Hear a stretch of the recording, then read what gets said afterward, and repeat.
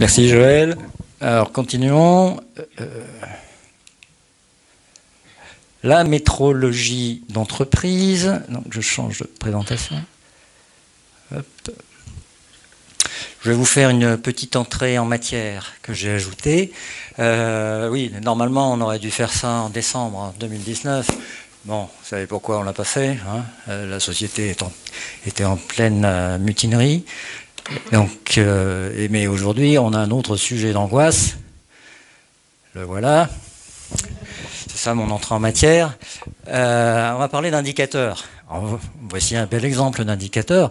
Pas le fond, hein, le nom. Le taux de létalité. Hein, c'est une information dont on entend pas mal parler. Donc, approche terminologique. Définition, ça c'est facile, le taux de létalité se définit comme le rapport entre le nombre de décès dus à la maladie rapporté au nombre de personnes atteintes par cette maladie. Bon. Et alors, on en a entendu parler un peu avant de démarrer la conférence. Au niveau mondial, le taux observé se situe à 3,4%. Mais en fait, on constate une très grande disparité de cette valeur. Pourtant, tel que je le définis, qu'est-ce que je fais ? Ça devrait être une propriété de la maladie, hein, ou du virus. Bon, des exemples. Rien qu'en Chine, dans la province de Wuhan, on indique 4,3%. En restant en Chine, mais vous voyez, dans d'autres provinces, ça peut tomber jusqu'à 0,08%. A priori, il n'y a pas de raison, vu la définition. Si on regarde en Europe, alors là, il y a une bizarrerie. Alors, c'est plus vrai maintenant, les chiffres d'aujourd'hui, ça sont les chiffres du 6 mars.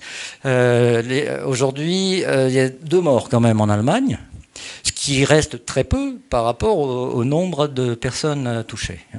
Donc, vous voyez, même si on compte 2 morts, donc c'est plus tout à fait 0%, mais il y a quand même une grosse différence par rapport à ce qui se passe en France, et encore plus par rapport à ce qui se passe en Italie. La Corée du Sud, qui a été touchée bien avant l'Europe, hein, très peu de temps après le démarrage en Chine, ça s'est limité à 0,6%. Donc j'ai un indicateur, le taux de létalité, qui, d'après sa définition, devrait être considéré comme une propriété de la maladie. En fait, ce n'est pas tout à fait le cas. On est en présence d'un phénomène qui est un peu plus complexe. Alors, bon, je vous renvoie aux articles de journaux bien informés, hein, on n'en a pas tant que ça, des journaux bien informés. Un des premiers éléments, c'est en fait la fiabilité des données, la qualité des données, la façon dont on mesure. Et notamment, ce qui explique ces écarts à l'intérieur d'un même pays ou d'une région comme l'Asie, c'est qu'il y a une dynamique, il y a un phasage. Quand l'épidémie éclate, on ne compte finalement que les cas qui se présentent aux hôpitaux et qui sont justement des cas sévères. Donc, fatalement, et voilà, ça introduit déjà un biais. Alors que, bon, c'est le cas en Corée du Sud, quand la puissance publique s'organise et qu'on met en place des tests systématiques, donc la définition du nombre de personnes atteintes par la maladie ne change pas, sauf que ça couvre, y compris les cas bénins. Il y a aussi quelque chose d'assez, je ne vais pas dire amusant, ce serait cynique, c'est ce qui se passe aux États-Unis. Donc très peu de cas, mais sévères à chaque fois. Alors là, ça révèle des choses quand on gratte un peu. Il y a eu un article il y a une semaine à peu près qui racontait l'histoire d'un individu qui, touché par la fièvre, avec tout ce qu'on entend dire, se présente à l'hôpital. Il revient chez lui avec une facture de 3 800 $ et il apprend qu'elle ne sera pas remboursée par son assureur parce qu'on est dans un cas d'épidémie. Conclusion, si on est français et qu'on ne se sent pas bien, on court tout de suite à l'hôpital, il n'y a pas de souci, et on sait qu'on sera remboursé. Si on est américain, se décider à aller à l'hôpital, il faut vraiment, vraiment être dans l'extrême limite. Donc c'est un autre biais qui montre que ce taux de létalité, quelque part, cache aussi des comportements et même l'état du système de santé. Ouais.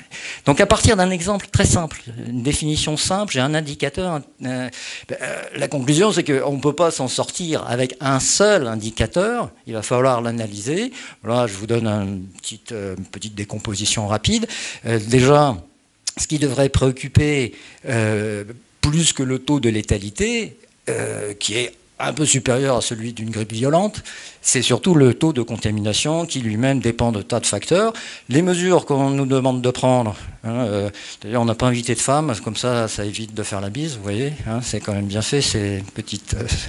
donc ce sont des mesures de prophylaxie qui n'ont rien à voir avec le taux de létalité, ça ne change pas du tout le comportement de la maladie, mais ça va, on espère, jouer sur le taux de contamination de la population dans son ensemble.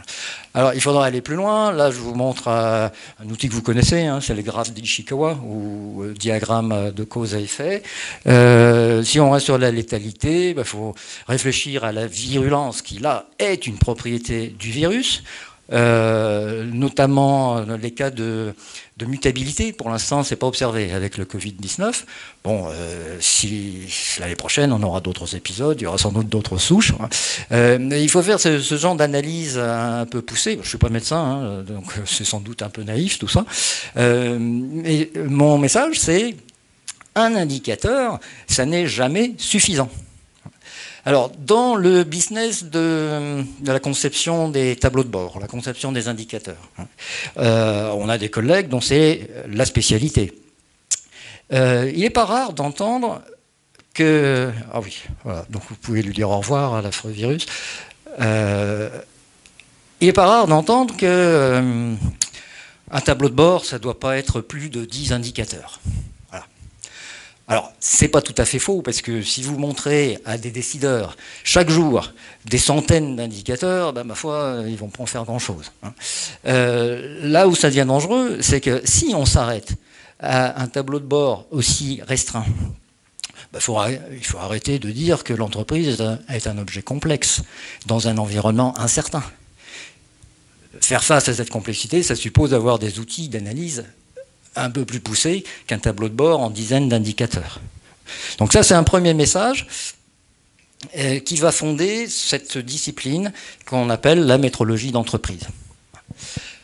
Je vais vous... Bon, un petit rappel très rapide, déjà, avec ce que Joël nous a dit, il n'y a pas besoin de revenir. En plus, les gens qui sont là connaissent tous Praxem, l'initiative pour une méthode publique, c'est heures et c'est malheurs. Donc je vais abréger ça. Dans le cadre du chantier PXData mené par Konix, il y a eu une analyse assez poussée, assez systématique de ce que l'on trouve dans l'état de l'art en matière de conception d'indicateurs. Il y a 2-3 enseignements à tirer que je vais vous présenter. Et ensuite, donc, je vous présenterai ce qu'apporte Praxem sur cette question de la conception des indicateurs. Petit extrait du métamodèle, quelques définitions. Cette partie-là est très importante parce qu'elle prépare l'avenir.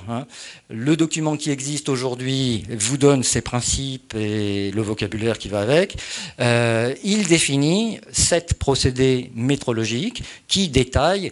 Vous vous souvenez, quand on parle de procédé dans Praxem, c'est qu'on vise vraiment la méthode au sens recette de cuisine. D'accord, on a 2 jours de charge, 3 jours, on nous demande de faire tel boulot, on va passer 1 heure à lire cette fiche de procédé pour ensuite mieux travailler pendant ces 2 ou 3 jours. Voilà. C'est ça l'idée. Et donc on identifie 7 procédés, je vais vous les présenter. Et ensuite on pourra échanger.